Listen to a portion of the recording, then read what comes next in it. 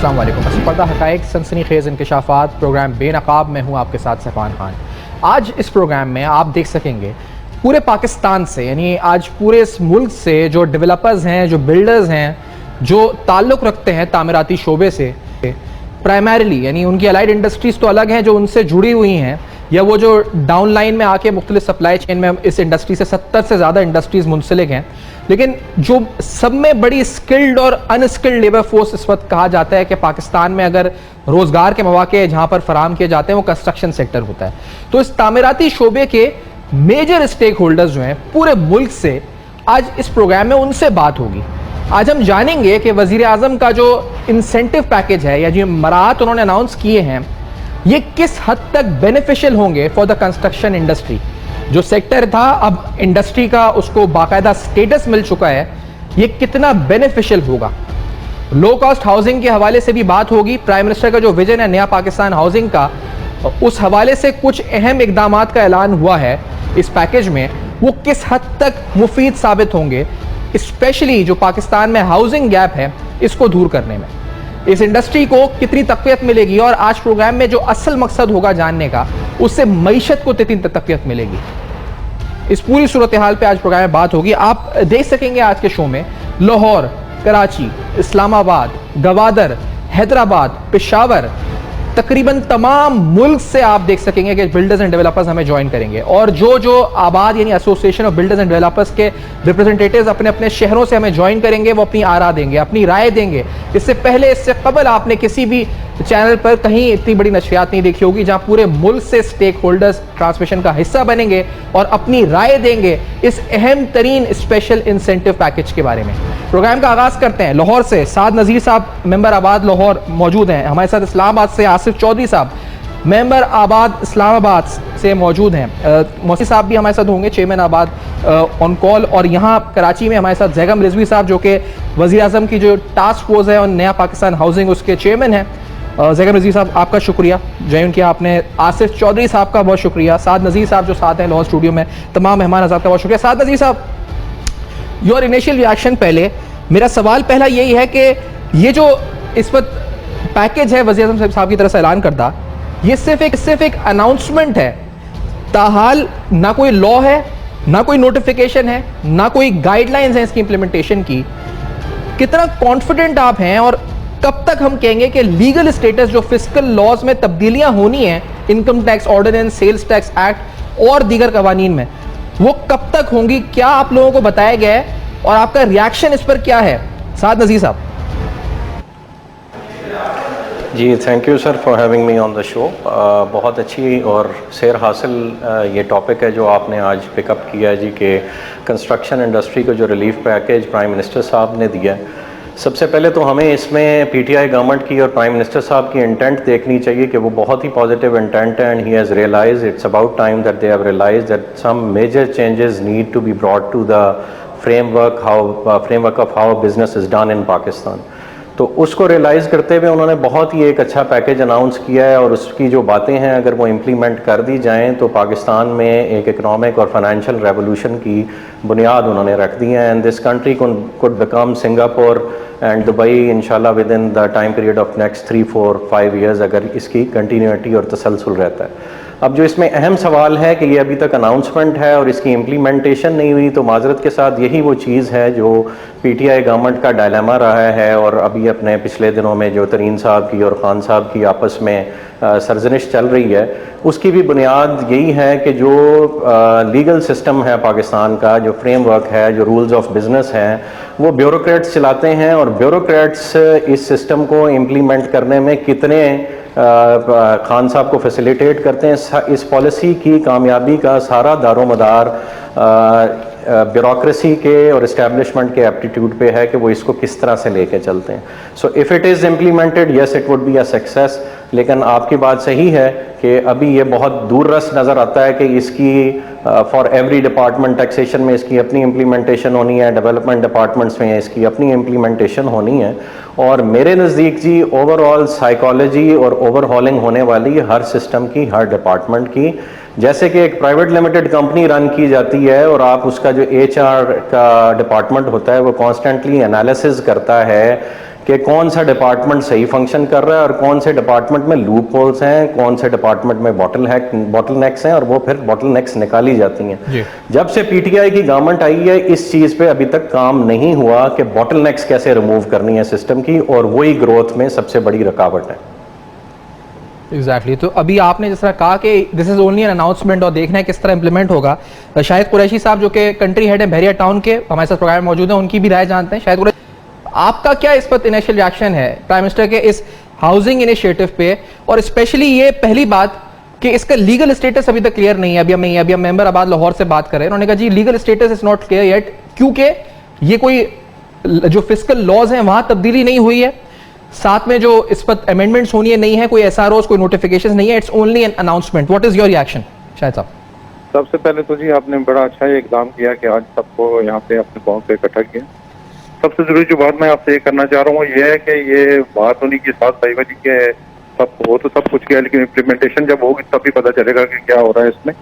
और ये बहुत अच्छा इकदाम है कि जो उन्होंने 70 साल में पहली दफा किसी ने रियलाइज किया कि इसको कंस्ट्रक्शन इंडस्ट्री का दर्जा दिया गया। और ये कंस्ट्रक्शन इंडस्ट्री ऐसी है जिससे वाबस्ता लोग लाखों की तादाद में नहीं करोड़ों की तादाद में, और अगर आपने ये इम्प्लीमेंट करवा दिया, इम्प्लीमेंट हो गया तो इंशाअल्लाह ताला कोई ऐसी जो है ना इसको इम्प्लीमेंटेशन जितनी जल्दी होगी उतनी जल्दी जो है ना ये लोगों को इससे फायदा होगा।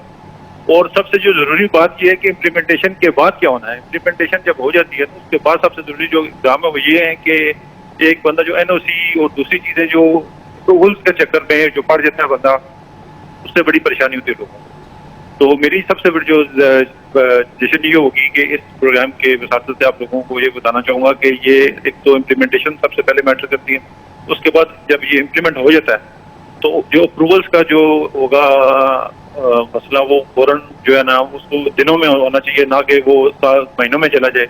क्योंकि ये कंस्ट्रक्शन अगर इंडस्ट्री को जो फरोग देना है आपने तो अप्रूवल की जो गवर्नमेंट की तरफ से हमें जो आती हैं मुख्तलिफ किस्म की जो परेशानियां आती हैं वो इंशाअल्लाह ताला मेरा नहीं ख्याल के अगर वो अप्रूवल जल्दी हो जाए तो हम लोग जो है ना ये कंस्ट्रक्शन इंडस्ट्री को इतना फरोग दे सकते हैं कि वाकई ये सिंगापुर क्या दुबई क्या जितने ओवरसीज पाकिस्तानी अपनी सारी इन्वेस्टमेंट इंशाल्लाह पाकिस्तान में ले आएंगे। जो प्रेजेंट सिनेरियो चल रहा है, जो प्रेजेंट जो सिनेरियो पूरे मुल्क जो बाकी मुल्कों में जो इन हालात में पाकिस्तानियों के साथ जो सलूक किया जा रहा है कि वो चाहे अरबपति चाहे जो भी है, लेकिन वो चाहता है कि अपने मुल्क में वो मूव करे।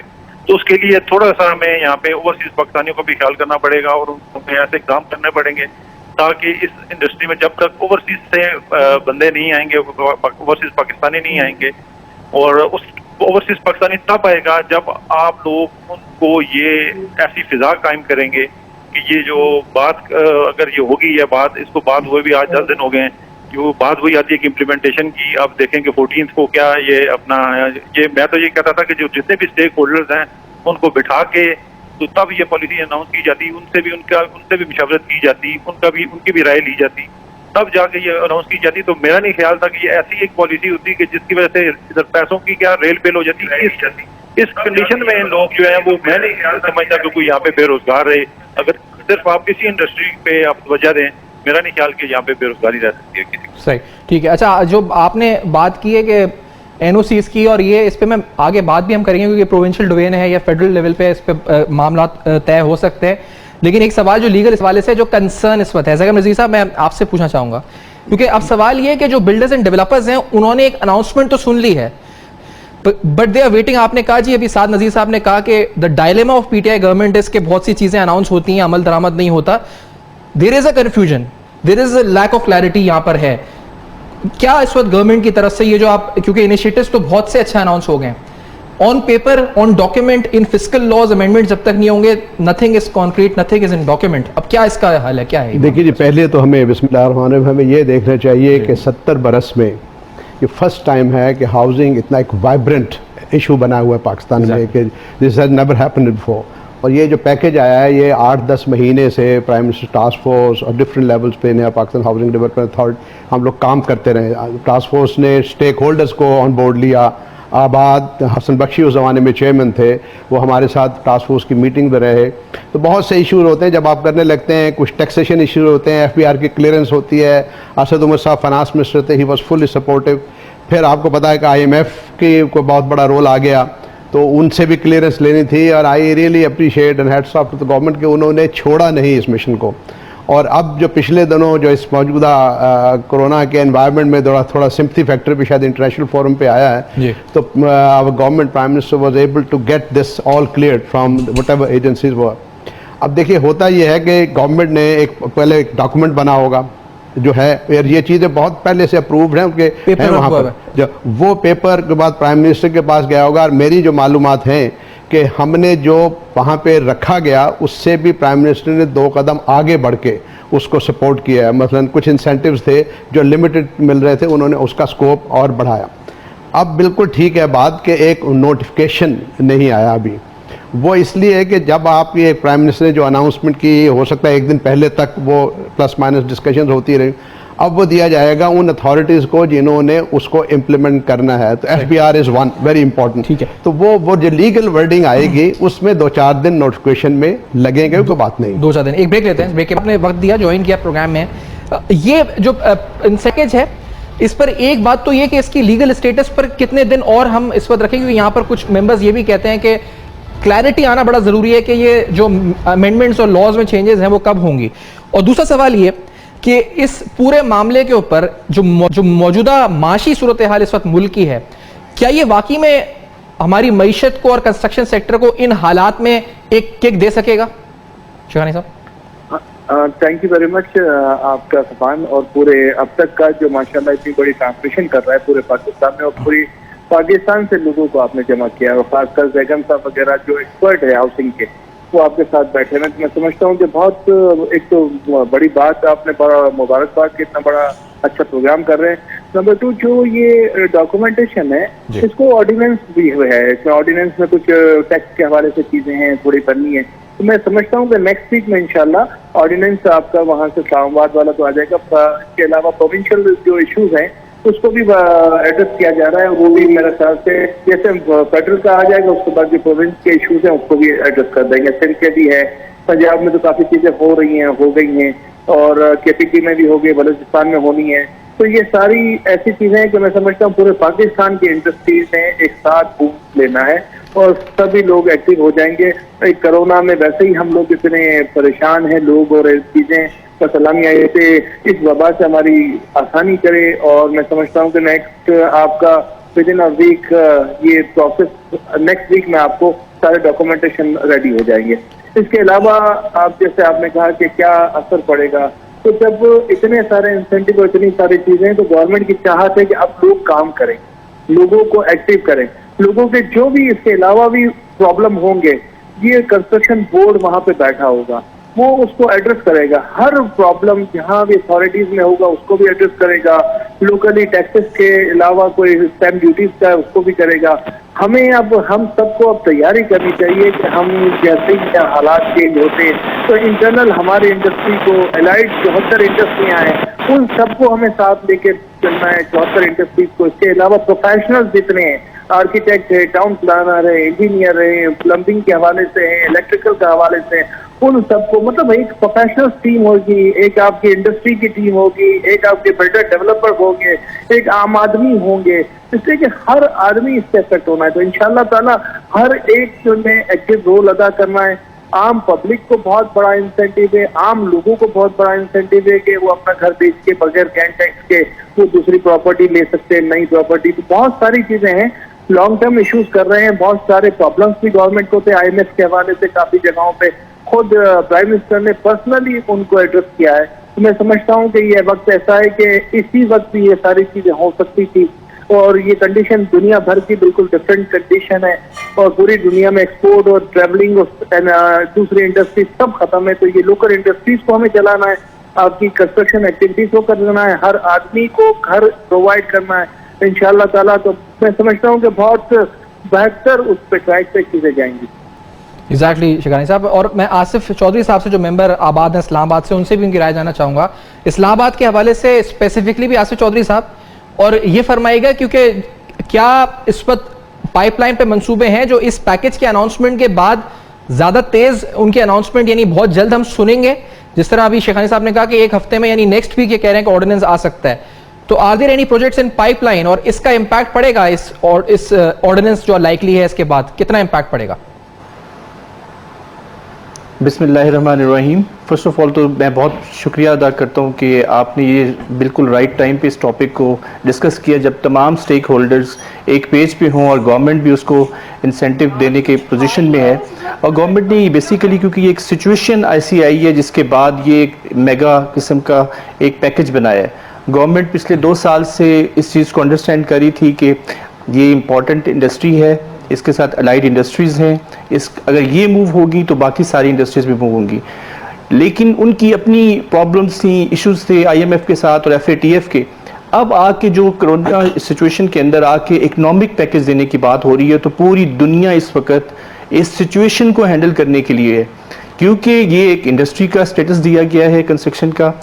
और इस वक्त जो वर्किंग हो रही है बेसिकली, क्योंकि it will come as an ordinance, और इसके ऊपर इस वक्त FBR भी काम कर रहा है उन्हीं लाइंस के ऊपर, वो जो प्राइम मिनिस्टर की गिवन लाइंस थी उसके ऊपर। लेकिन जो इम्पैक्ट की बात है, इसका सोशो इकोनॉमिक इम्पैक्ट बहुत अच्छा होगा। First of all it has given confidence to the whole industry. उससे जो रिलेटेड लेबर थे, लोग थे, वो सब लोग इस वक्त इस प्लान पे है कि एटलीस्ट जब ये लॉकडाउन खुला होगा तो उसके बाद वो पोस्ट कोरोना सिचुएशन के अंदर कोई एक्टिविटी होगी।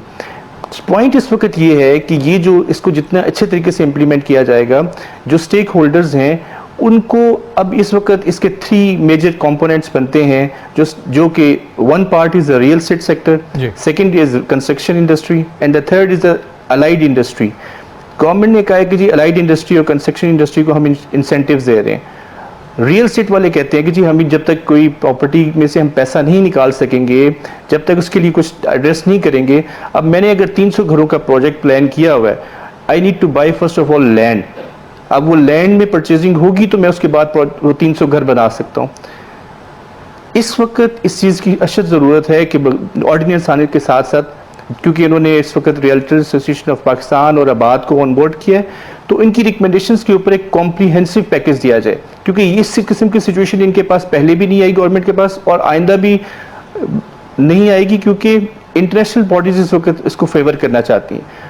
IMF, FATF, इन सारे के दबाव को ख़त्म करके इस वक्त इस चीज़ की ज़रूरत है कि हम अपने लोगों को बचाएं, उनको रोज़गार दें, एक ऐसी एक्टिविटी जनरेट करें जिसके थ्रू तमाम स्टेक होल्डर्स आएँ। अभी बहुत ज़्यादा इन्फ्लक्स आ रहा है, UAE में 10,000 लोग बेरोज़गार हो गए हैं, मिडिल ईस्ट के बाकी एरियाज़ में। अब वो जो पढ़े लिखे लोग आएंगे वापस भी यहाँ पे, तो उन्होंने इसी मुल्क में रहना है, इसी मुल्क से काम करना है। अगर इस इंडस्ट्री में इतनी जान होगी इसके स्टेक होल्डर्स के साथ, तो वो सब कुछ बहुत अच्छा हो जाएगा। मैं अप्रिशिएट करता हूँ, ये शायद कुरैशी साहब की जो कंट्री हेड है बहरिया टाउन की, इन्होंने भी इसी बात के ऊपर कहा कि इन्होंने भी इन्हीं लाइन्स के ऊपर अपने प्रोजेक्ट्स प्लान कर दिए।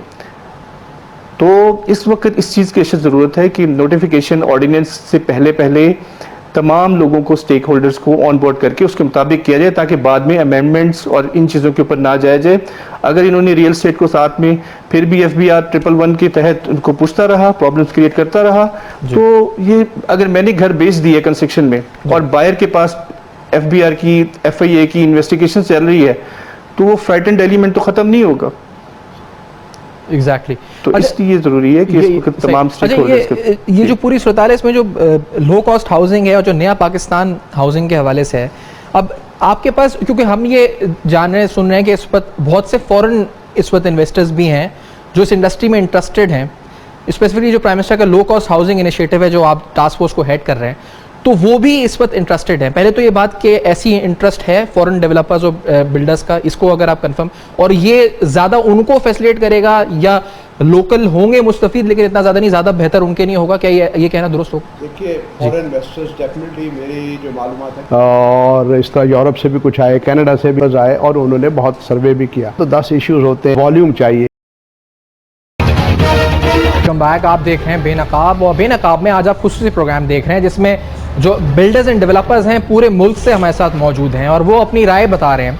वो अपना रिएक्शन बता रहे हैं प्राइम मिनिस्टर की तरफ से अनाउंस किए गए इंसेंटिव पैकेज के ऊपर। इन मराहत के अंदर टैक्सेशन के हवाले से और बिलखुसूस टैक्सेशन के अलावा दीगर हवाले से भी कुछ अहम मराहत शामिल है, जिससे कंस्ट्रक्शन इंडस्ट्री का पहिया कहा जा रहा है कि चलेगा, और इसके बाद मुल्क की मईशत जो है उस पर भी इसका मुस्बत असर पड़ेगा। अब इस पूरी सूरत हाल पर हम जानने की कोशिश कर रहे हैं कि कंस्ट्रक्शन इंडस्ट्री के स्टेक होल्डर्स, स्पेसिफिकली बिल्डर्स और डेवलपर्स, इस पूरे मराठी पैकेज को किस तरह इंटरप्रेट करते हैं। इससे मुख्तलिफ स्टेक होल्डर्स और भी जिनसे हम बात करेंगे इस प्रोग्राम में, और आप इस पूरे मुल्क से हमारे साथ पार्टिसिपेंट देख सकेंगे जिनका रिएक्शन आज आप जानेंगे। कराची में मेरे साथ जुनेद तालू साहब मौजूद हैं, जो कि साबिक चेयरमैन हैं आबाद के, हमें ज्वाइन कर रहे हैं। बहुत आपने प्रोग्राम में ज्वाइन किया। हमें चेयरमैन नॉर्दर्न रीजन आबाद लाहौर से जनाब इंजीनियर अकबर शेख साहब ज्वाइन कर रहे हैं। हमारे साथ अरसला खान साहब जो कि मेंबर हैं आबाद पेशावर के, हमें पेशावर से हमारे साथ मौजूद होंगे। फैसल मेमन साहब हैदराबाद से, आबाद हैदराबाद के मेंबर, हमें ज्वाइन कर रहे हैं।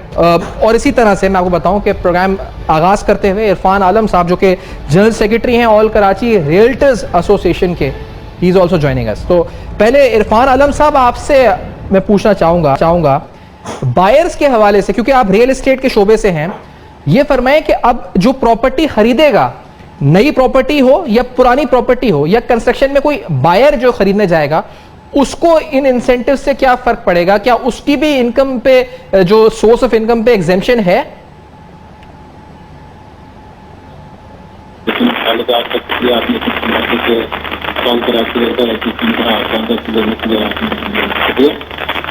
आपका सवाल जो है, अच्छा, इरफान आलम साहब की आवाज़ में इस पर हमें कुछ डिस्टॉर्शन है। इन द मीनवाइल हम इनको रिकनेक्ट करते हैं ताकि हम दीगर अफराद की राय जब तक शामिल करते हैं। मैं अकबर शेख साहब से पूछूंगा। अकबर शेख साहब, आपको बहुत खुशामदीद प्रोग्राम में। आप नॉर्दर्न रीजन को हेड भी करते हैं, चेयरमैन हैं। मुझे एनओसीज पर आप अपना रिएक्शन बताएं, क्योंकि बहुत से यहाँ पे जो भी बिल्डर्स साथ आए थे, उन्होंने कहा असल इंप्लीमेंटेशन जब होगी, जब एनओसी वाला जो मसला हमारा 6 से 18 महीने का है, वो 45 दिन पर होगा। आपका इस पर क्या रिएक्शन है और how hopeful are you about this package? Akbar Sheikh sahab. पहले तो मैं प्राइम मिनिस्टर साहब को मुबारक देता हूं कि वो ये पैकेज लाए, और फिर दुआ करता हूं कि उनकी कोशिशें फल लाएंगी। मैं जरा अपनी उम्र की वजह से कुछ स्केप्टिकल हूं, और मैंने बहुत सारे इवेंट्स देखे हैं इस तरह से अपनी जिंदगी में, और ब्यूरोक्रेसी का मैंने रवैया बहुत सारी स्कीम्स के बारे में देखा है। तो मैं इस पूरी स्कीम के बारे में स्केप्टिकल हूँ। और दूसरे मैं ये भी एग्री नहीं करता कि ये मुकम्मल स्कीम है। मैं इसमें बहुत ज्यादा मेहनत की है। मोहसिन शखानी साहब आपके साथ बैठे हैं, जैगम रिजवी साहब आपके साथ बैठे हैं, यहाँ लाहौर से गौहर एजाज साहब थे, एसएम इमरान साहब थे, और सबसे बड़ा रोल मैं समझता हूँ जो प्ले कर रहे हैं जनरल हैदर, जो नई अथॉरिटी बनी है नाफडा की, वो रोल प्ले कर रहे हैं। इन सब मुजाहिदों की मौजूदगी में भी मैं अभी स्केप्टिकल हूँ। इसमें कुछ अभी भी क्वेश्चन मार्क्स हैं, और मैं 1-2 पॉइंट्स अर्ज करना चाहूंगा। फरमाइए। जैसे विद टैक्स की एग्जम्पशन दी गई है, लेकिन अगर बिल्डर किसी कॉन्ट्रैक्टर से काम करवाता है पूरी, तो उसको विदहोल्डिंग टैक्स की न सिर्फ ये कि एग्जम्पशन नहीं है, बल्कि उसके टैक्स में कोई कमी नहीं की गई। वो 7-7.5% कंस्ट्रक्शन इंडस्ट्री पर टैक्स वैसे ही रखा गया है। दूसरी बात यह है कि ओवर एम्फेसिस है जो वेरी लो इनकम ग्रुप पर। ये अगर आप इंडिया का प्रधानमंत्री आवास योजना प्रोग्राम देखें, तो उसमें जो ग्रुप्स उन्होंने बनाए हैं, उसमें सालाना इनकम पाकिस्तानी 30 लाख रुपए तक की फैमिलीज को ये प्रोग्राम दिया गया है।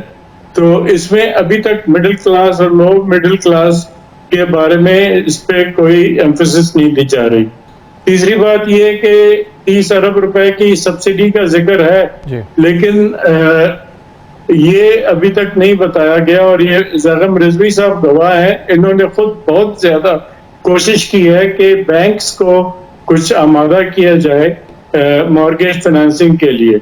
अगर बैंक्स 1% ऑफ जीडीपी भी अपना मॉर्गेज फाइनेंसिंग अवेलेबल करें, तो वो 400 अरब रुपए बन जाता है। और बैंकों का टोटल पोर्टफोलियो को 15,000 अरब रुपए के करीब होता है। तो 400 अरब रुपए या 500 अरब रुपए का लैंडिंग बैंकों के लिए इस स्कीम में कोई प्रॉब्लम नहीं होना चाहिए। घर बनता पूरी दुनिया में कोई मुल्क ऐसा नहीं है जहां मॉर्गेज फाइनेंसिंग के बगैर घर बने। इन तमाम पॉइंट्स के बावजूद मैं प्राइम मिनिस्टर को मुबारक देता हूं और उम्मीद करता हूं कि एफबीआर इसमें लास्ट मोमेंट पर कुछ ऐसे रोड़े नहीं अटका देगी जो कि सुनने में आ रहा है और जिसकी वजह से ये लेट हो रहा है ये पूरा प्रोग्राम, जिसमें वो डेफिनेशन ऑफ बिल्डर्स और डेवलपर्स और स्कोप ऑफ एग्जम्पशन और इस तरह की चीजों में कंडीशंस लगा रहे हैं। कोई रीगा का प्रोग्राम बना लेते हैं जो कि बिल्डर्स जिसके बहुत ज्यादा खिलाफ हैं। तो ये सब चीजें हैं, अभी हमें वॉच करना है। बाकी जहाँ तक ये एनओसीज वगैरह की बात हुई, सब ने एनओसीज की बात की, हम भी करते हैं। लाहौर में सूरत हाल कदरे बेहतर हुई है पिछले दिनों से। अच्छा। जब तक एलडीए ने एक बड़ा इस्लाहात का प्रोग्राम शुरू किया है, लेकिन फिर भी उसके भी ऑपरेशनल होने में वक्त लगेगा। तो जब तक ये एनओसीज का इशू रिजॉल्व नहीं होता, जब तक ये मॉर्गेज का इशू रिजॉल्व नहीं होता, तो ये प्रॉब्लम रहेगा अपनी जगह। जो आपने पॉइंट्स रेज किए बड़े पर्टिनेंट सवालात हैं। अकबर शेख साहब, जो तालू साहब का ओपिनियन मैं जानना चाहूँगा। आप साबिक चेयरमैन भी आबाद के, ये भी मुझे बताइए गवादर के हवाले से भी स्पेसिफिकली अपनी नॉलेज के हिसाब से बता दीजिएगा, और यहाँ के हवाले से भी जो ओवरऑल आप जान रहे हैं कि ये जो स्टिमुलस देने की कोशिश की है, will it have an impact और नो। अकबर शेख साहब ने बड़े पर्टिनेंट सवाल इंटरेस्ट रेट सब्सिडी पर भी उठाए हैं, दीगर हवाले से भी उठाए हैं। ये ट्रांसलेट होगी, इंप्लीमेंट होगी? एफबीआर के खदशात बहुत राइटली पॉइंट आउट कर रहे हैं, कुछ नहीं पता कि वो स्कोप ऑफ एग्जेम्पशन पे कुछ रद्दबदल कर दें। एज बिल्डर डेवलपर खदशात आपके दिल में हैं जुनैद तालू साहब? जी वालेकुम सफ़ान, सबसे पहले तो यह है कि मैं आपके प्रोग्राम का जो नाम है बेनकाब, इस पे कहना चाहूँगा कि अभी तो हर जगह पे नकाब हो गया है पूरी दुनिया पे। जहाँ ज़रूरत है नकाब की, आपकी ज़िम्मेदारी बढ़ गई है कि पूरी दुनिया से बाकी जहाँ ज़रूरत नहीं है वहाँ नकाब हटाना पड़ेगा। अब ये है कि हमारा जो इंडस्ट्री का ताल्लुक़ है, देखें अकबर शेख साहब हमारे मेंबर भी हैं और नॉर्दर्न से वो हेड भी करते हैं। यहाँ पे यह है कि देखें, सबसे पहले हम कुछ चीज़ों को हम ये ज़रूर अप्रिशिएट करें कि हम क्या हासिल कर सकें। हम एक कंस्ट्रक्शन इंडस्ट्री डेवलपमेंट बोर्ड जो बनने जा रहा है, देखिए आज तक हम इंडस्ट्री का दर्जा हमें मिला ही नहीं था हमारी इंडस्ट्री को। तो ये जो बोर्ड बनने जा रहा है, जब ये बोर्ड बन जाएगा तो हमारे काफ़ी प्रॉब्लम्स हैं, सवालात हैं, काफ़ी पॉलिसीज़ हैं, काफ़ी ऐसी चीज़ें हैं जो फ्यूचर प्रोस्पेक्टिव हैं, जो हमारी इंडस्ट्री के हैं, वो हम उस बोर्ड के थ्रू इंप्लीमेंट कराने की कोशिश करेंगे।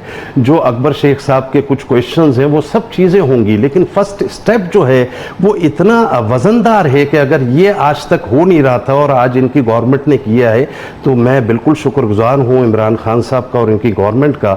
सेकेंडली, इन्होंने एफबीआर के खदशात जाहिर किए, बिल्कुल इनके खदशात बिल्कुल सही हैं। एज अ कंस्ट्रक्शन इंडस्ट्री से इनका ताल्लुक है। एफबीआर 2016 में फिक्स टैक्स रिजीम जो है आबाद ने बड़ी कोशिशों के बाद उसको इम्प्लीमेंट कराया।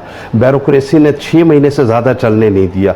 लेकिन आज की सिचुएशन अलग है। आज एक आपका कंस्ट्रक्शन इंडस्ट्री डेवलपमेंट बोर्ड बनने जा रहा है। आपको जो पैकेजेस दिए जा रहे हैं वो बहुत सोच समझ के दिए जा रहे हैं, क्योंकि विजन क्या है इमरान खान का? इमरान खान के कुछ विजन है जिसके अंदर उन्होंने बेरोज़गारी ख़त्म करनी है। बेरोज़गारी ख़त्म करने के लिए ये मदर इंडस्ट्री को उनको सपोर्ट करनी है। उनका कुछ विजन है कि इस मुल्क को उन्होंने एशियन टाइगर बनाना है। उस एशियन टाइगर बनाने के लिए इस इंडस्ट्री को उन्होंने बहुत अच्छे पैकेजेस देने, क्योंकि यही इंडस्ट्री जीडीपी के रेशो के अंदर बहुत बेहतर अपनी पोजीशन ला सकती है। अगर इसके अंदर इस इंडस्ट्री में काम होगा तो अक्सर हमारे बिल्डर कहते हैं, आप सुनते भी होंगे कि 72 इंडस्ट्री, डेफिनेटली उस 72 इंडस्ट्री की एम्प्लॉयमेंट, बेरोजगारी खत्म होगी। उस इंडस्ट्री के अंदर से मुल्क के अंदर रेवेन्यू रेवेन्यू जनरेट होगा। तो जो खदशात हैं वो हमें भी हैं, हमारे तमाम मेंबरान को हैं, लेकिन आज जो इनिशिएटिव हुआ है हम समझते हैं कि इसको लेके हम आहिस्ता आहिस्ता आगे चलेंगे तो इस इंडस्ट्री के अंदर हम बहुत ज़्यादा कामयाबियां हासिल करेंगे। और ये बिल्डर नहीं करेगा, ये एक आम आदमी भी इसमें फ़ायदा उठा रहा है। पूरे पाकिस्तान के अंदर चाहे वो 120 गज का घर बना रहा हो, चाहे वो 500 गज का बना रहा हो, वो हर आदमी इस इंडस्ट्री, इस पैकेज से वो सोर्स उसको फर्स्ट टाइम नहीं देनी होगी तो वो फ़ायदा उठा रहा है। तो जब मुल्क के अंदर, बुक के अंदर ये पैसा आएगा और एक दफ़ा वो इस बुक के अंदर आ जाएंगे तो फिर गवर्नमेंट को टैक्सेस भी मिलेंगे। अच्छा, तो you are hopeful because of construction industrial development board, main जो आपकी उम्मीद है वो उससे है, वो थोड़ा स्पेक्टिकल थे, उन्होंने था कि कुछ खदशात उन्होंने इजहार किए। मैं इस वक्त फैसल मेमन साहब से, जो आबाद हैदराबाद के मेंबर हैं, उनकी तरफ आना चाहूँगा। सर, आप ये फरमाइए, क्योंकि ये अभी बात है कि हतमी शक्ल तो एक ऑर्डिनेंस की सूरत में आएगी, जो अभी मोहसिन शेखानी साहब ने फरमाया कि वो नेक्स्ट वीक तक आ जाएगा मोशॉवली, लेकिन अभी भी कंसर्न्स हैं जब तक ऑन पेपर कुछ नहीं आता, यानी it's an only an announcement.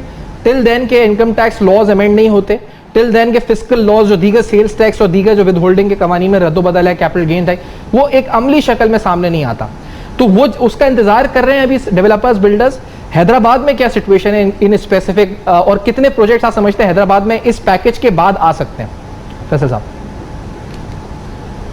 अस्सलाम वालेकुम जी। ये पैकेज के जो आप बात कर रहे हैं प्राइम मिनिस्टर के, इस पैकेज का तो इंडीड ये एक बेहतरीन और पैकेज है, जिसमें सबसे अच्छी बात जो है वो जनरल तालू साहब की जो बात बोर्ड की बात की है वो है, और उसके बाद जो रिलीफ दिया गया है इसमें टैक्स रिफॉर्म्स की सूरत में।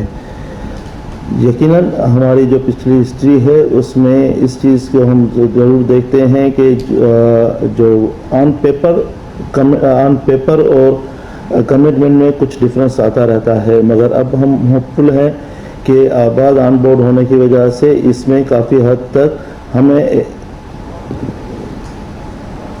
इसमें एक रिलीफ मिलेगा, और ये नेक्स्ट वीक तक जो भी आएगी जी, उसमें हमें ये सही हो जाएगा।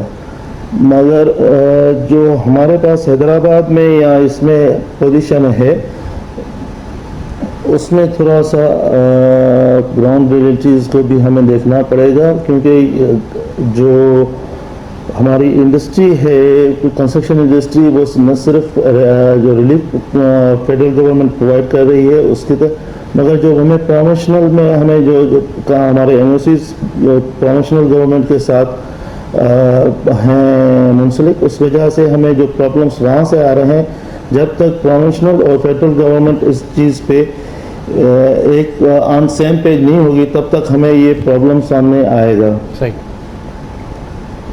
इस होपफुली ये जो प्रॉब्लम है वो बोर्ड के फॉर्मेशन के बाद कुछ हद तक क्लियर हो जाए, मगर कुछ हमारे पास इसमें है। अगर हम 45 डेज़ की एनओसी का लेते हैं जी, तो इस वक्त हमें 18 के करीब एनओसीज लेनी पड़ी है मुख्तलिफ डिपार्टमेंट से, तब जाके हमें कंस्ट्रक्शन की एनओसी मिलती है। उसमें बहुत ज़्यादा टाइम होता है जा रहा है, इसको वन विंडो ऑपरेशन करना पड़ेगा, एक इसका पूरा सेटअप और उसका बनाना पड़ेगा, तभी जाके हम 45 डेज़ का टारगेटेड टाइम पीरियड में हम कोई एनओसी ले सकेंगे और स्टार्ट कर सकेंगे। ठीक है। बेसिकली इसमें जो एक बोर्ड के अलावा जो इसमें बाकी जो रिलीफ के हैं पॉइंट्स, वो सारे की सारे टाइम बाउंडेड हैं। ठीक है। अच्छा, ये आपने जो, अच्छा आप कंटिन्यू कर लें अपनी बात। आपने कहा कि एनओसी पे आपका मेन कंसर्न है। मैं इससे पहले अरसला साहब आपकी तरफ आऊँ पेशावर में, मैं एक रियल्टर एसोसिएशन का पॉइंट ऑफ व्यू, इरफान आलम साहब उस वक्त शुरू में ज्वाइन किया था। इरफान आलम साहब, आप तक आवाज़ आ रही है मेरी? ये मुझे फरमाइएगा कि जो रियल एस्टेट का शोबा है, सीजीटी के कवानीन और जो स्टैम्प ड्यूटी और दीगर चीज़ें, क्या आपको लगता है जो मकान की खरीदो फरोख्त है उस बिजनेस में इजाफा होगा? कंसर्न्स आपके क्या हैं स्पेसिफिकली, अगर आप उस पर आ जाएं, वो क्या कंसर्न्स हैं? इरफान आलम साहब। शुक्रिया सुभान साहब, मैं चाहूँगा आप मुझे थोड़ा सा टाइम दें ताकि हम अपनी जो हमारी प्रपोजल्स हैं, जो हमारी रिजर्वेशन है, मैं आपको उसको कॉम्प्रिहेंसिव ब्रीफ कर सकता हूँ। देखिए, पहले तो हमें ये समझने की जरूरत है कि real estate construction and building development के हवाले से जो हुकूमत पाकिस्तान ने, मौजूदा हुकूमत ने जो पैकेज किया है, इसमें कोई शक नहीं है कि ये पाकिस्तान की तारीख का बेहतरीन पैकेज। और इस पे अगर अमल दरामद हो जाता है तो तामीरात के शोबे में और इंडस्ट्रीज के शोबे में और एम्प्लॉयमेंट के अंदर इनकलाब आ जाएगा। इससे बिल्कुल कोई दो राय नहीं है इंशाल्लाह ताला। मैं जिन चीज़ों की जो निशानदेही करना चाहता हूँ वो अपने शोबे से मुताल्लिक है। पहले तो हम ये चाहेंगे कि जिस तरीके से एक गाड़ी होती है, इंजन होता है, उसी तरह से उस गाड़ी के टायर्स होते हैं जो उसके बिना कोई भी गाड़ी चल नहीं सकती। तो हम इस इंडस्ट्री के टायर्स हैं जो पूरे पाकिस्तान में इस इंडस्ट्री को बगैर किसी गवर्नमेंट की एडॉप्शन के हम ये सर्विस साल से प्रोवाइड कर रहे हैं। लेकिन बदकिस्मती से हमारी सर्विस प्रोवाइड शोबे को कभी अहमियत नहीं दी और ना हमारी राइट के लिए कोई कानून साजी की गई है, ना हमारे इश्यूज पे कभी हुकूमत ने कोई बहुत ज़्यादा कभी जो है ना कोई पैकेज या कभी कोई कानून साजी के लिए सोचा है। इस सिनेरियो में जैसे बिल्डर्स के लिए फिक्स रजीम है, सोर्स ऑफ फंड के लिए कोई सवाल नहीं है, गेन टैक्स बने हुए मकान पे माफ कर दिया गया है और कंस्ट्रक्शन इंडस्ट्री बोर्ड बनाया जा रहा है और अप्रूवल के लिए बहुत लिमिटेड टाइम के लिए कानून साजी हो रही है। तो मैं चाहूँगा कि इस कानून साजी में हमारे स्टेक को भी जो है ना एज अ स्टेक होल्डर शामिल किया जाए, जिसमें हमारे 3-4 बुनियादी मुतालबात हैं। एक तो ये कि हमें पूरे पाकिस्तान में शुगर और वफात की सतह में रिसर्च किया जाए और उसकी सूरत में इंशाल्लाह ताला गवर्नमेंट को एक हमारी टैक्सेशन की शक्ल में एक रेवेन्यू जनरेट होगा, हमारे कारोबार को इज्जत और वकार मिलेगा। इसके साथ साथ हमारी जो ब्रोकरेज होती है जो आज तक अनसेव है, क्योंकि हम किसी भी फोरम पे हम इसको चैलेंज नहीं कर सकते, काम हो जाने के बाद लोग हमें कहते हैं आपने किया क्या था, और उसके बाद जो तयशुदा हमारी ब्रोकरेज होती है वो हमें नहीं मिल पाती कि पूरे पाकिस्तान में, सिर्फ कराची की बात नहीं। उसके साथ साथ कराची में जितने प्रोजेक्ट हैं उसमें मार्केटिंग कंपनी वालों का भी एक बहुत बड़ा स्टेक है, जिसकी वजह से बहुत सारे रियल्टर्स जो काम करना चाहते हैं वो कर नहीं पाते। तो उसके लिए भी कानून साजी में कोई एक ऐसी रोशनी जरूर डाली जाए, कोई ऐसा एलिमेंट जरूर ऐड किया जाए कि जो मार्केटिंग कंपनीज हैं जो बड़े बड़े प्रोजेक्ट को होल्ड कर लेती हैं, तो उसके बाद वो जो रोजगार का जरिया छोटे छोटे जो हमारे स्टेट एजेंट हैं जिनके पास अपने क्लाइंट्स भी होते हैं और वो उसको वहां तक अप्रोच नहीं कर पाते, तो उसके लिए भी कोई रूम रखना चाहिए।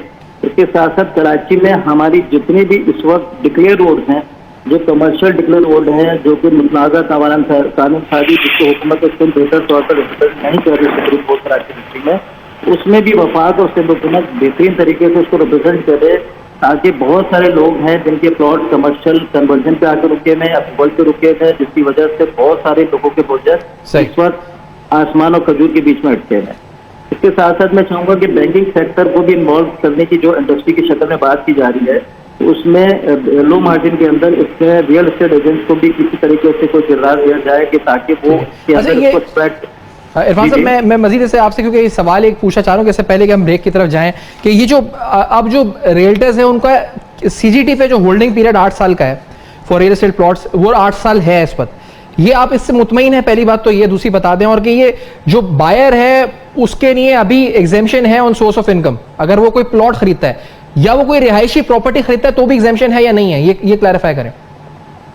जो हमें इस पैकेज के हवाले से, देखिए रिटर्न में भी पैकेज अभी इसका एसआरओ नहीं आया, लेकिन अब तक जो हमारे पास जो नॉलेज है, जैसे अब तक हम पढ़ते हुए उसमें तो ये है कि जी एवरी टाइप ऑफ बाय, वो चाहे कमर्शियल प्लॉट प्रॉपर्टी बाय कर रहा है या रेजिडेंशियल कर रहा है, उससे सोर्स ऑफ फंड नहीं पूछा जाएगा। लेकिन ये जो गेन टैक्स जो 2019 जुलाई में जो मौजूदा हुकूमत ने दौरानिया 3 साल से 8 साल किया था, हम इसकी शदीद मुखालफत इसलिए करते हैं कि अगर आप उस चीज़ को नहीं हटाएंगे तो आपका ये पैकेज वो असरात नहीं दे पाएगा जिसकी तवक्की की जा रही है। वो मैं आपको इस तरह समझा देता हूँ कि देखिए, मैंने 5 साल पहले एक प्लॉट दिया था या 3 साल पहले एक प्लॉट दिया था, तो मैं आज बेचूंगा तो उसकी वैल्यू और आज की वैल्यू में बहुत बड़ा डिफरेंस है। और जो आप एसडीआर वैल्यू और करंट वैल्यू जब आप देखेंगे, क्योंकि एक बहुत बड़ी मिनिस्ट्री है, बाहर से कोई सवाल नहीं पूछा जाएगा कि आप पूरी फेयर मार्केट में एक प्राइस पे आप प्लॉट ले लेते हैं और उसकी एफडीआर वैल्यू और फेयर मार्केट प्राइस के अंदर बड़ा एक ह्यूज डिफरेंस आएगा, जिससे मुझे गेन देना पड़ेगा। तो इस वजह से सेलर ट्रेंड जो है वो यहाँ पर आकर डिस्करेज होता है। और चूंकि कोई भी घर या कोई भी प्रोजेक्ट बनता ही प्लॉट के ऊपर है, तो जब प्लॉट पे सेलर ट्रेंड नहीं बनेगा इस कैपिटल गेन टैक्स की कानून साजी की वजह से, तो फिर नए जो आपकी कंस्ट्रक्शन होगी रॉ मटेरियल प्लॉट की शक्ल में मार्केट को इतना ज्यादा बाइंग। ठीक है, ये कंसर्न है सर। मुझे ब्रेक की तरफ बढ़ना है और मैं अरसला खान साहब से माजरत किया, ब्रेक के बाद आते हैं तो आपसे आपकी तरफ पेशावर से शुरू। लेकिन अभी वज़ीर साहब की तरफ से हालिया जो रिसेंट बयान आया है उसमें कंस्ट्रक्शन इंडस्ट्री का जिक्र भी किया गया है। अरसला खान साहब जो पेशावर से मेंबर आबाद हैं, उनसे हम पहले गुफ्तगू का आगाज़ करते हैं इस सेगमेंट में। फरमाइएगा अरसला साहब कि कितना मुस्बत है और उम्मीद क्या है इस वक्त, और एक हफ्ते में ऑर्डिनेंस आने का जो कहा जा रहा है, आप समझते हैं उससे पहले तो कुछ अनाउंसमेंट होगी नहीं, और उसके बाद पेशावर में क्या फ़र्क पड़ेगा? क्या कोई प्रोजेक्ट्स हैं इन लाइन जो आप अनाउंस करेंगे?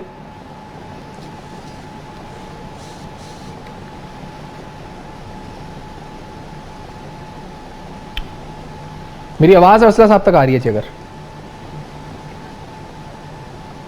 नहीं जी, अरसला साहब तक अगर आवाज़ आ रही है मेरी जी, एक बार फिर पूछ रहा हूँ। नहीं, इतनी देर में हम उनसे रिकनेक्ट करते हैं लाइन को। राहिल हारून साहब, आपसे पूछूंगा, ग्रुप लीडर हैं फेडरेशन ऑफ रियल्टर्स पाकिस्तान के, your analysis and your interpretation of incentive package, आपकी कॉल क्या है राहिल हारून साहब? जी जी, सबसे पहले तो मैं आपके प्रोग्राम जो आपने किया है तो इस पर मैं आपको बहुत आपका थैंकफुल हूँ कि आपने प्रोग्राम किया। इसके साथ मैं आपसे कहना चाहूँगा कि जो भी प्राइम मिनिस्टर साहब की जानिब से जो कंस्ट्रक्शन और रिलीफ पैकेज दिया गया है, ये एक बहुत खुशाइन बात है, मगर इसमें हम लोगों के कुछ तहफ़्फ़ुज़ात हैं, क्योंकि इसमें जो आप देखें कि जो दौरानिया रखा गया है वो 31 दिसंबर तक जो है वो आपने इसमें ज़मीन भी खरीदनी है, फिर नक्शा भी पास कराना है, तो उन लोगों से जो है सोर्स ऑफ इनकम नहीं पूछी जाएगी। लेकिन इन हालात में मुमकिन नज़र नहीं आता कि आप इन्वेस्टमेंट भी लाएं और नक्शे भी पास करवा लें। तो ये जो टाइम पीरियड रखा गया है ये इंतहाई मुख्तसर है, क्योंकि नए प्रोजेक्ट जो शुरू होते हैं उनमें आपको 17 एनओसी लेनी पड़ती हैं, जिसका अरसा 1 साल से ज़्यादा है जी। तो उसमें जो है ये बहुत टाइम पीरियड जो दिया गया है ये बहुत ज़्यादा मैं समझता हूँ कम है। इस टाइम पीरियड को बढ़ाने की इनको ज़रूरत है। तो उसके बाद जो है ये रिलीफ पैकेज जो है वो उसका फ़ायदा इंशाअल्लाह ताला ज़रूर जो है हमारे मुल्क को पहुँच सकेगा। जी ठीक है। और जुनैद तालू साहब, आपका पॉइंट ऑफ व्यू लूंगा। वज़ीर साहब ने कहा है जी कि बिजनेस अफ्लोट रहेगा और आपके जो अनएम्प्लॉयमेंट है वो रुकेगी, लेकिन क्या ये राइट इकोनॉमिक एनवायरनमेंट है कि ये पैकेज वो स्टिमुलस दे सकेगा? बेस्ड ऑन दिस असम्पशन के ऑर्डिनेंस भी आ जाता है और एक अगले हफ्ते जो कंस्ट्रक्शन इंडस्ट्रियल डेवलपमेंट बोर्ड है बन जाता है और सब चीजें हो जाती हैं। डू यू थिंक ये किक दे सकेगा बेस्ड ऑन दिस एनवायरनमेंट जो वज़ीर साहब एक्सपेक्ट कर रहे हैं इधर से? देखिए, सबसे पहले अभी आपके मेरे ख्याल राहिल साहब थे, मैं इनका जवाब बिल्कुल ये बात सही कर रहे थे कि जो टाइम पीरियड है वो कम है और इसके लिए आबाद कोशिश कर रहा है कि कम से कम 2 साल नहीं तो 3 साल का टाइम पीरियड हो कि उसके अंदर जो जो जो बेनिफिट लेने हैं गवर्नमेंट को या जो इंडस्ट्री को बेनिफिट मिलने हैं वो मिल सके। तो हम उस पर कोशिश कर रहे हैं। सेकेंडली, इस वक्त जो ये पैकेज दिया गया है, देखें इस पैकेज को आपको कम्प्लीटली देखना पड़ेगा कि ये पैकेज जो है उसके अंदर अगर डेवलपमेंट बोर्ड बना है, फिर इसको इंडस्ट्री का दर्जा दिया है, फिर इसके अंदर फिक्स टैक्स रिजीम जो है जो किया गया है, उसके बाद जो सोर्स का ना पूछा जाना है, ये तमाम चीज़ों के बावजूद और जो इसके अलावा जो टैक्सेस विद होल्डिंग जो है वो सीमेंट और सरिये के अलावा ख़त्म कर दी गई है, ये सब बेनिफिट हैं और इसका बेनिफिट जो है एंड यूज़र को जाएगा और डेफिनेटली जाना भी चाहिए। हम समझते हैं उन्हीं का हक है। लेकिन इन तमाम चीज़ों के साथ अभी भी फेडरल गवर्नमेंट के साथ चारों प्रोविंस जो हैं उनको उनके साथ हमारे जो इदारे हैं दूसरे, जिसमें मैं कहता हूँ फोर्सेस के भी इदारे हैं और स्पेशली मैं ज़रूर कहूँगा कि जुडिशरी को भी इसको देखना पड़ेगा कि इन तमाम चीज़ों को मुल्क को एक अच्छी पोजीशन पे ले जाने के लिए, उसकी मईशत को बेहतर करने के लिए तमाम इदारों को स्पेशली जुडिशरी को भी इसमें एक किरदार अदा करना पड़ेगा। कहीं से भी कोई अगर इस वक्त इसके अंदर कोई रुकावट आती है तो ये पूरी पॉलिसी, ये पूरा पैकेज जो है ये पीछे चला जाएगा और फिर इसको बढ़ने में काफी टाइम लगेगा। तो अब सबकी बातें सही है, रिजर्वेशन है, लेकिन इस तमाम सिनेरियो में सबको मिलके मुल्क के जो बड़े इदारे हैं उनको इसको फोकस और बारीकी से देखना पड़ेगा कि मुल्क को बेहतर करने के लिए हम किस तरह से इसके अंदर अपना अपना किरदार अदा करें और हर इदारे को एक किरदार अदा करना पड़ेगा। ठीक है। आपने मुझसे एक पहला सवाल किया था गवादर के हवाले से। गवादर बहुत ज़रूरी है। हाँ, ज़रूरी है। मैं आपको ये बात बताऊं कि पैकेज जो ये अनाउंस हुआ है ये पूरे मुल्क के लिए, इसमें कराची भी है, हैदराबाद भी है, सक्कर भी है, पूरा पंजाब है, खैबर पख्तूनख्वा है, बलूचिस्तान है और स्पेशली गवादर भी इसके अंदर फॉल करता है। पूरे मुल्क के अंदर ये स्कीम आई हुई है।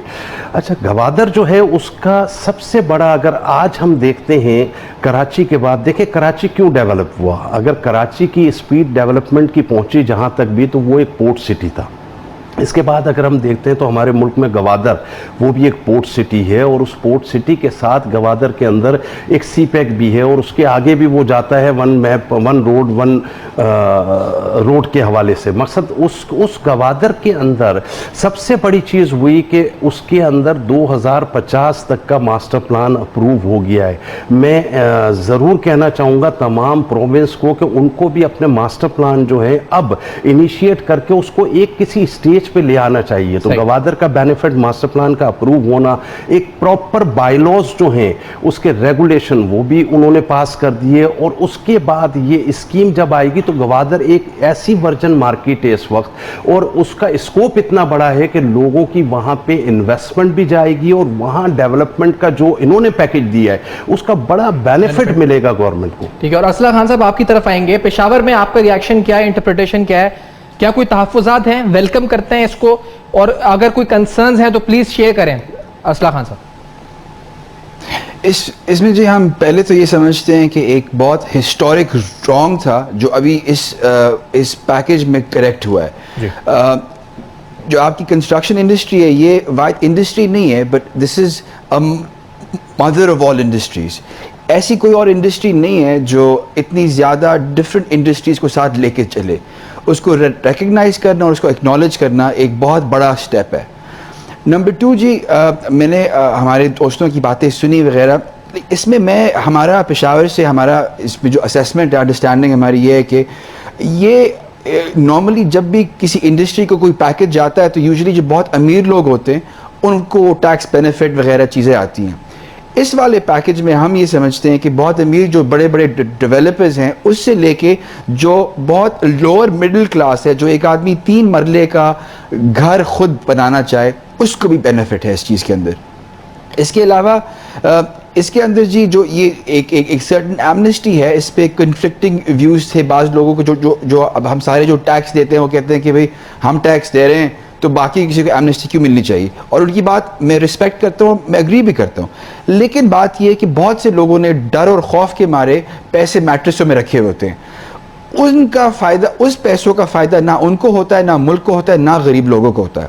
अगर आप एक एरिया में कारोबार हो रहा है 50 करोड़ का और वो से 50 नौकरियाँ जनरेट कर रहा है, तो जहाँ पे वहाँ पे 3 अरब रुपए की इन्वेस्टमेंट या वहाँ पे कारोबार होगा तो वो लाजमन 400, 500, 600 नौकरियाँ जनरेट करेगा। तो उसमें आपका लोअर टियर जो आपके डेली वेजेस वाले लोग हैं उनमें बहुत ज़्यादा उनको डायरेक्टली उस चीज़ से इम्पैक्ट आएगा। तो फर्स्ट ऑफ ऑल हम ये कहेंगे कि जी आपके बड़े डेवलपर से लेके जो आपका लोअर मिडिल क्लास है वो डायरेक्टली इफेक्ट होता है। फिर इनडायरेक्टली आपका जो डेली वेजेस वाला आदमी है वो बहुत ज़्यादा उनको ज़्यादा जॉब्स मिलते हैं, आपकी अनएम्प्लॉयमेंट रेट नीचे आती है। दूसरा इसके अंदर जी जो कंस्ट्रक्शन इंडस्ट्री का जो डेवलपमेंट बोर्ड है ये बहुत ज़रूरी है कि ये बोर्ड बहुत अच्छे और विजनरी लोगों से ये बने कि इफ़ इट इज़ बहुत वो हो गया कि इफ़ इट्स वेरी ब्यूरोक्रेटिक और विजनरी और प्रोएक्टिव ना हुआ तो फिर इसमें ये बोर्ड हमारे लिए बहुत ज़्यादा it's one of the most important things in this entire package. और ये होलिस्टिक पैकेज मैं इसे इसलिए समझता हूँ कि जैसे अभी इन्होंने जी एक विथहोल्डिंग टैक्स का एग्जेम्प्ट किया है, बिकॉज जितने आपके different raw material construction material के सप्लाईज होते हैं वो अनरजिस्टर्ड होते हैं except for steel and cement, because ये कंप्लाइंट इंडस्ट्रीज़ हैं। तो उनका जो कंस्ट्रक्शन इंडस्ट्री के जो लोग थे उन पे उनका विथहोल्डिंग टैक्स आता था बिकॉज बाकी तो अनरजिस्टर्ड होते थे। सही। और जो अनरजिस्टर्ड जो ठेकेदार वगैरह थे उनको। दोस्तों को ये वीडियो पसंद आया होगा, काइंडली हमारे व्हाट्सएप पे ग्रुप्स ज्वाइन करें, +9232249299 पे मैसेज करें, मैं आपको ग्रुप में ऐड कर देता हूँ। हमारे 778 ग्रुप हैं व्हाट्सएप के जिसमें हमारे क्लाइंट्स और दोस्त जो हैं वो डेली प्राइसेस पे अपडेट रहते हैं, नई न्यूज़ प्रॉपर्टी की, कोई नई लॉन्चिंग, इस तरह की चीज़ों पे आप मुसलसल अपडेट रहते हैं। वीडियो को लाइक करें, वीडियो को शेयर करें, चैनल को सब्सक्राइब करें। इतने सारे हमारे जो मेंबर हैं वो सारे चैनल को सब्सक्राइब अभी नहीं किया हुआ, काइंडली चैनल को सब्सक्राइब करें, लाइक करें और वीडियो को शेयर करें अपने फेसबुक पे, अपने व्हाट्सएप पे, ताकि मैक्सिमम लोगों का मैक्सिमम फ़ायदा हो सके। Thank you. अल्लाह हाफिज़।